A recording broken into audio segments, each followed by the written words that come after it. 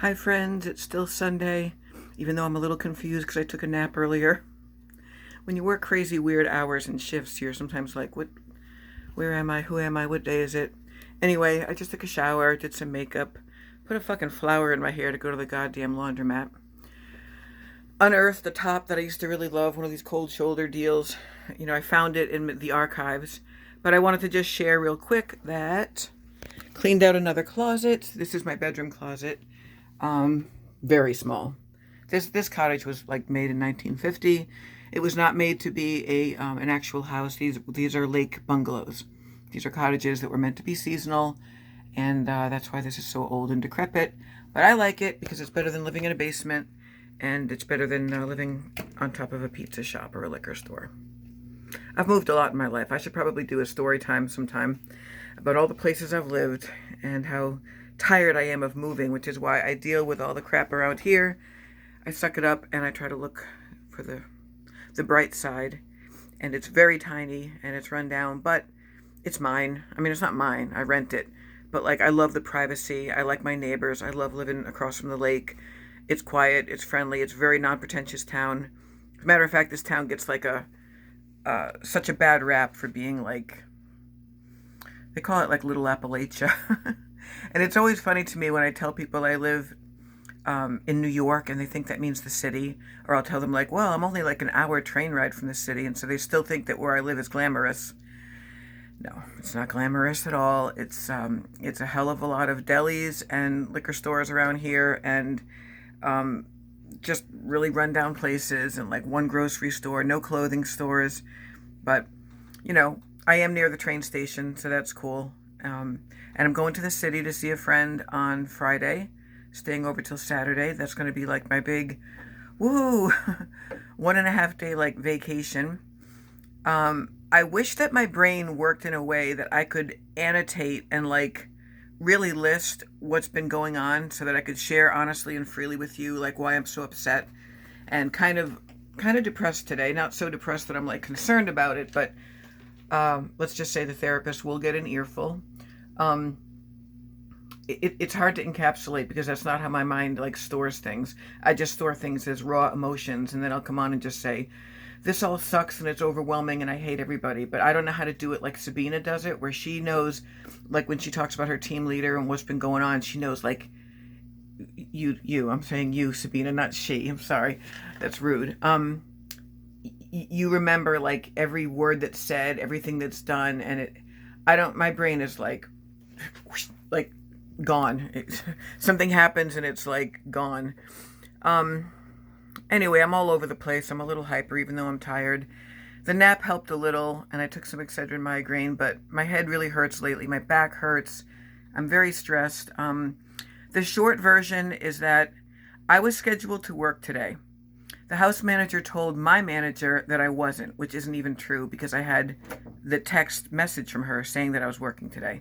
Not only that, but when I saw her yesterday, we spoke about it because I said, who am I working with tomorrow? And she told me.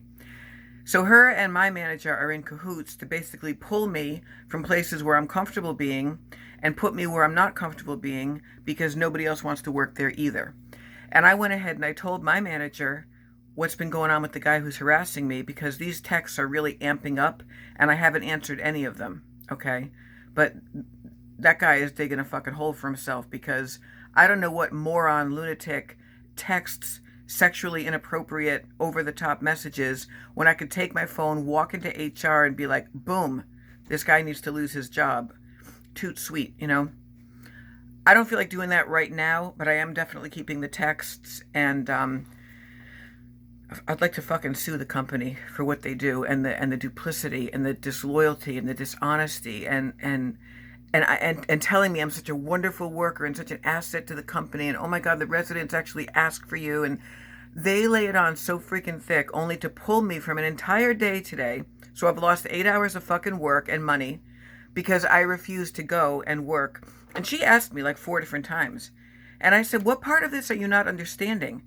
You're going to put me in harm's way? You're going to make me work 6 or 8 hours with someone who I'm telling you is harassing me? And she's like, oh, well, just ignore him. Don't make eye contact. Don't engage with him. That to me is like victim blaming, okay? That to me is like, saying that the girl in the short skirt deserves to be raped, or, oh, you smiled too pretty at someone, or, oh, Lisa, you're so friendly and kind. Sometimes guys misunderstand it. Fuck that noise, okay? That's the attitude. Sorry, I'm getting really loud. I apologize. That's the attitude that's kept me fat for so many years. Because, like, oh, I don't want to be attractive. I don't want to be sexually attractive.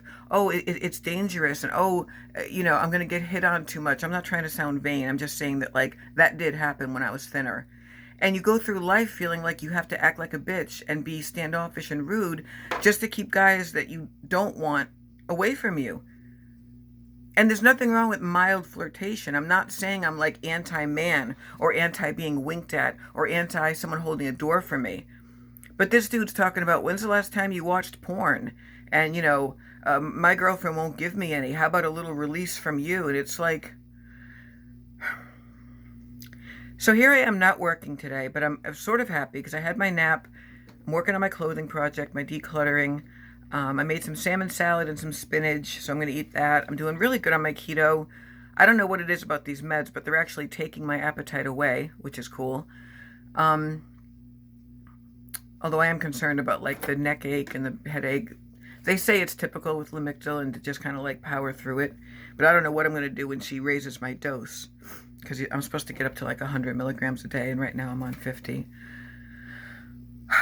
I have a lot of laundry to do, and I'm going to go to Starbucks. And I went ahead and picked 5 of my poems, sent them to my son. He's going to format them in, like, a Word document, whatever, PDF file. I have to do a 1-paragraph bio about myself and include a picture in case they pick me. So I'm very unsure of the poems I picked. I think they're good. They might not be my best. They might not be a good enough variety. They might be a little too precious for an edgy periodical. But I don't want to change my style just to compete with anybody. I'm not going to start putting the word fuck all over the place in my poems, which I sometimes do if it fits, just because someone's writing edgy shit. I'm not going to necessarily write about addiction, even though I did time in many rehabs. There's a lot of material I have to write about. Essays, short stories, poems. And again, I'm not bragging, but, like, this is what I do. This is my heartbeat. Writing and communicating is what I do, which is probably why I'm so discontent in so many of my jobs, because I'm not following my bliss. And Michael yells at me for it, too. He's like, well, you're going to get what you settle for in life, and I think you should aim higher. And I'm always like, you don't know what you're fucking talking about. Like, I have no education. I have no letters after my name. I have no certificate. Well, I do have a certificate, PCA. I'm certified. So tomorrow's interview is going to be for an elder home care company. It won't be special needs. It'll be elderly. And I've got 17 years combined experience doing that. My resume is old. Oh, hi, kitty. But I have references, and I think they'll just like me. I usually do get almost every job I apply for. I don't always stay with it. One time I lasted about 20 minutes at a job. And the longest job I ever had was 3 years, I think. That was like private duty home care. That was awesome. Caring for an old married couple for $17 an hour. And that was back in the 90s, so that was a gold mine. Then you start working for these fucking agencies, and they give you like 10, maybe 11, maybe 12. This one I'm interviewing with tomorrow is 12 to 14, and guess what? Your girl here is going to ask for the 14, because why the hell not? I know I'm good. I'm a compassionate caregiver. I'm responsible. Oh man, some of the people that work for these agencies, they give an agency a bad name. They're the ones who, when you tell people you're a caregiver or, a home health aide, people go like, ugh. You're the people that abuse the elderly or don't do anything but go outside and smoke and be on your phone. And there's a lot that goes into what I do. And interacting with the people is something I'm very good at. And what's been very noticed, is that I don't just go in, clock in, and like go do a bunch of laundry and cook. I talk to each and every one of them. I do their hair. I do their nails. And it just sucks to be a caring person and be like kicked in the teeth for it. And have your livelihood threatened. And this asshole even texted me today. Like, hey, everything okay? What's going on? Because he must know. I think that my manager spoke to that other house manager because she said to me, I'm not going to be specific, but I want so-and-so to know why you're not going to be there. And I said, I find it hard to believe that you can't find anywhere else to put me when I know all these different houses are so desperate. And I find it hard to believe that you're going to punish me in a certain way just because I'm always the yes man and I'm the go-to. Because like everyone knows, well, Lisa wants hours and ask Lisa, like the old Life cereal commercial. Let's get Mikey. He doesn't say no to anything. He likes everything. I have to learn to say no more, even if it means being broke. I have to let the universe open up its arms and take care of me. I'm just down. Anyway, I'm getting shit done.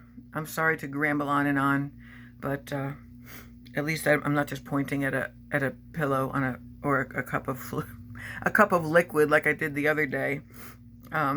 This place has a long way to go. Like, I'm not even going to pan around and show you my bedroom. It's very, very small. There's a queen size bed in here.